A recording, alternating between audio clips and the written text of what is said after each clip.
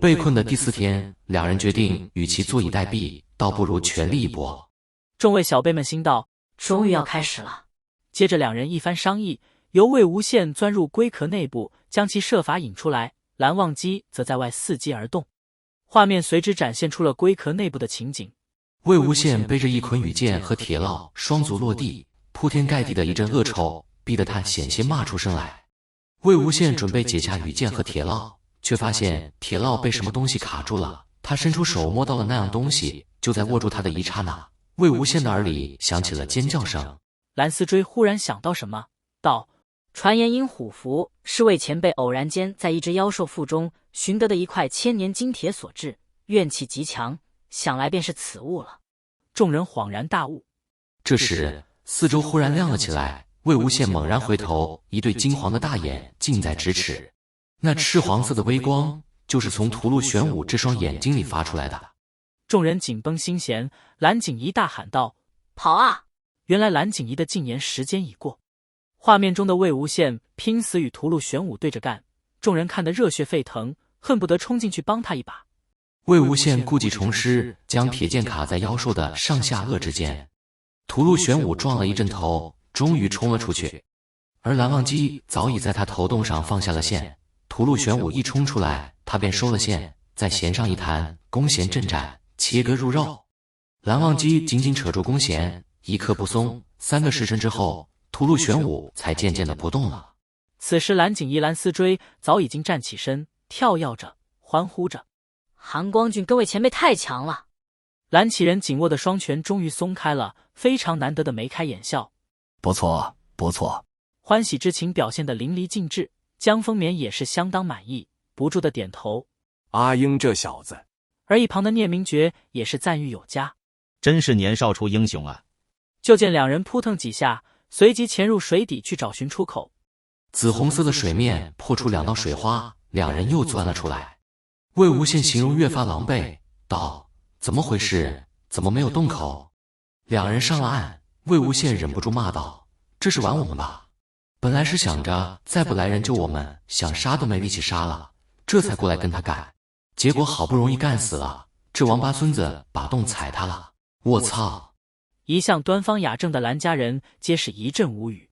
魏前辈好彪悍，这几日没休息好，方才又进尸堆潭水里翻腾，魏无羡终于发烧了。画面中，众人看见一直端庄自持的韩光俊把睡着的魏无羡轻轻抬起，将他的头轻柔地放在自己伸直的腿上，动作怜惜至极。待到魏无羡像是要睁眼的模样，韩光君忙不迭地在身边划拉一堆枯枝烂叶，把魏无羡放到那堆树叶上，自己连忙躲离他远远的。众人忍不住腹诽：韩光君，你一点都不实诚。而被众人发现自己偷偷摸摸的行为的韩光君，此时耳朵尖儿又红了，只是隐藏在鬓发之下，无人发现。自行逃生之路已断，两人被困在地洞之中，只能等待云梦僵尸的救援。又过了2日，魏无羡掩面道：怎么这么难熬？一定是因为跟你在一起的缘故。要是留下来的是江城就好了，跟他对骂都比现在这样跟你在一起有意思。江城，你死哪里去了？快7天了。江城在书外斜眼去他，心道：这时候想起我了，不是很爱跟蓝儿卿卿我我，切。而蓝忘机则是一脸无辜，这不是魏无羡第一次抱怨自己不会聊天了，他双拳紧握，像是下定了决心般，出去之后要学习聊天技巧。书中蓝忘机实在被魏无羡扰得打坐不下去了，便跟他聊天，但这个天聊得好无聊啊，他们在外听着都觉得无聊。魏无羡道：我正在发烧，蓝儿哥哥，你能说点好听的吗？哄哄这个可怜的我。不会说，好吧，那你会不会唱？唱歌好吗？众人也只当魏无羡是信口一说，可没想到的是，结界内顿时便传出一阵低沉且轻柔的歌声。蓝景怡突然喊道：我听过这首曲子。蓝思追也道：我也听过。二人转过头，面对面，异口同声道：大范山。金陵也想起来了，难怪我也觉得耳熟，原来是大范山。江城这时才知道，原来蓝忘机就是因为魏无羡在大范山吹奏这首曲子，才认出了他，硬是把他带走。魏无羡再次醒来的时候，画面跟着回到了莲花坞，魏无羡跟江丰眠、江澄讲述了那7天在地洞内的情况。魏无羡哈哈笑道：“可惜了你不在，不然这颗头也有你一份了。你还能跟我说说话解闷？我的妈，这几天跟蓝战对坐着，把我活活憋死了。”江澄原本严肃的脸，闻言眉间突然开阔了起来，嘴角勾起，道：“哼，憋不死你。”蓝忘机原本面无表情，此时眉毛竟也挑起，应该是相当不满江澄刚才的发言。不多时，就见江丰眠与于夫人两人出门理论去了。书本又讲起了他们夫妇的故事。金陵听着讲述，偷偷瞄一眼自己的外公外婆，见他俩明明手勾着手，相互扶持的模样，看来一切应该是个误会。此时在场的人觉得非常尴尬，生怕于夫人会因为这段讲述被他人听去有失面子，突然发怒。于是众人默默地往旁边挪了挪，尤其是离得稍微近一点的欧阳家父子。没想到更尴尬的来了。江澄扬声道：“我知道，我不是他喜欢的那种性格，不是他想要的继承人。他觉得我不配做家主，不懂江家的家训，半点没有江家的风骨。是你和蓝忘机杀屠戮玄武，浴血奋战，了不起。可是我呢？我也是奔波数日，精疲力竭，一刻都没有休息过。”江丰眠心底不禁涌起一股愧疚之情。江澄有些不敢看江丰眠，当初那些话不过是郁结之下说出的气话，其中还夹杂着浓浓的怨气。这话让父亲听到，不知会作何感想，会不会觉得自己还是不够成熟？父子二人各怀心思，谁都没有先开口。魏无羡道：“家训算什么？有家训就一定要遵守吗？你看姑苏蓝氏的家训3000多条，条条都要遵守，人还活不活了？”蓝启仁嘴角又开始抽搐了。蓝曦臣见叔父又要发作，赶紧说：“叔父，无限性子跳脱，你莫要放在心上。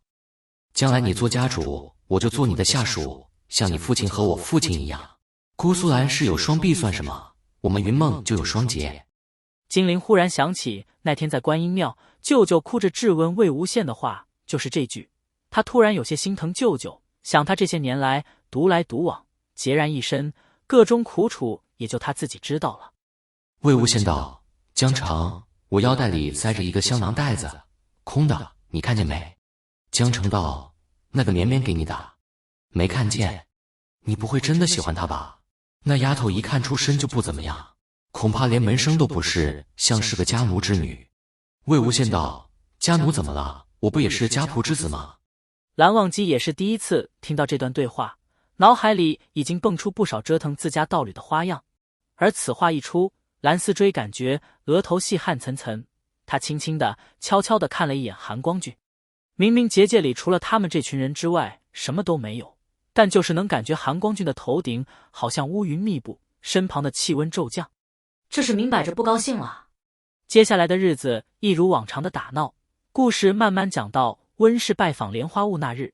王灵娇在莲花坞里兴味盎然地小转了一圈，沿路指指点点，接着坐到了厅堂之上，还自顾自地做了首席。